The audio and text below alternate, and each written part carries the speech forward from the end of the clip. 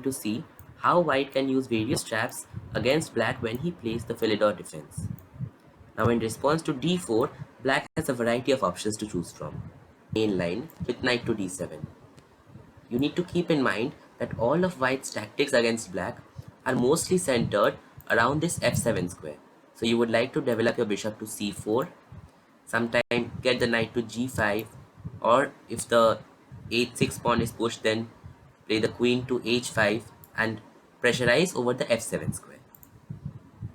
Once again, black can play a variety of moves, but this time the difference is that you have to follow the same strategy against all of them. That is, to pressurize the f7 square with these three pieces. I have also highlighted the possible pathways you need to follow to pressurize on the f7 square so that it is easy for you. Now you have to change which pathway you follow depending on black's moves. For example, if black plays knight g to f6, you know that you cannot place your queen on d5 or h5, so the obvious reply to this will be to play knight to g5. But wait, not instantly. Don't allow black to block your attack with the move d5. That will help you in no way, but will leave you with double pawns and waste your plan. As a precaution, you must first play d takes e5 before knight to g5.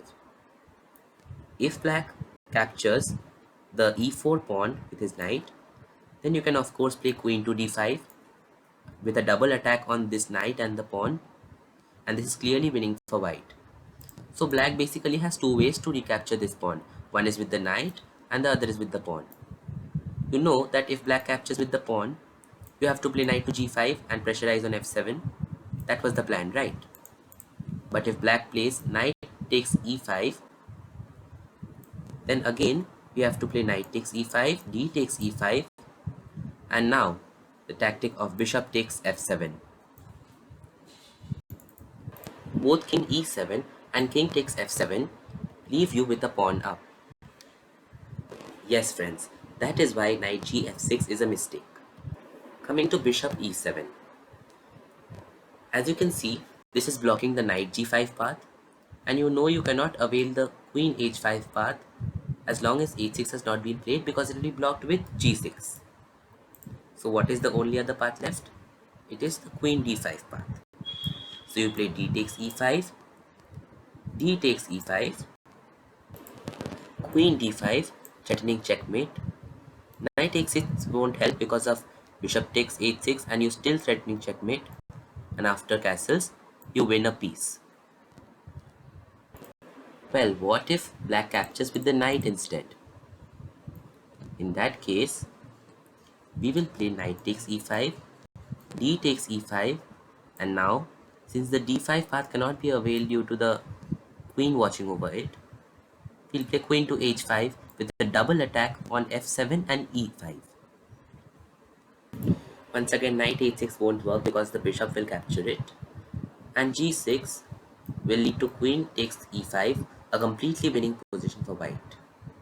So we have rejected knight gf6 and bishop to e7. Now what happens if black does nothing and just plays a passively waiting move h6? In that case, let me show you what we are actually threatening here. So after d takes e5 and d takes e5, white can straight go for bishop takes f7 check, and after king takes f7, white forks the knight and the king with a check with knight takes e5. Note that the knight is pinned to the d file because if it moves, the white queen will capture the black queen. The black king also has to watch over the g6 square because otherwise the knight will hop into g6 and create trouble for the black rook. So black plays king to f6. And now, no, we will not play queen to d4 immediately because there's a very much better move. Knight to c3, and after king takes e5, we have pulled the king successfully into the center. So what do we play now? Queen d5 check. The rest of it is a cakewalk for white.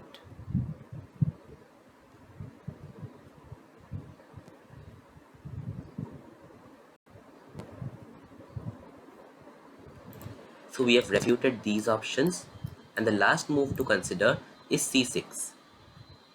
Against this, we will take the unobstructed path of knight to g5. If you notice that this time I did not exchange of the d pawns before playing knight to g5. So is it wrong? Let's say d5 is played. First of all, you win a pawn, and after knight to b6, bishop b3, c takes d5, and d takes e5, you still retain that pawn advantage. And simplification is always good when you have a pawn up. Black plays knight to h6, and now attention friends, this move is very important, a4. This not only sets up a sneaky trap which we are going to see next, but also induces black to continue to play bishop to e7 in the plan of castling. But guess what? This is a blunder, because after this, white can directly go for bishop takes f7. What? Is not black going to just get knight takes f7, knight takes f7 and king takes f7? But why does the knight have to capture on f7? Knight to e6, which attacks the queen and the g7 pawn. And believe it or not, the black queen is now trapped. Say black plays queen to b6. Of course, you can first capture the pawn and then again revert back to the position. But the queen trap lies in a5,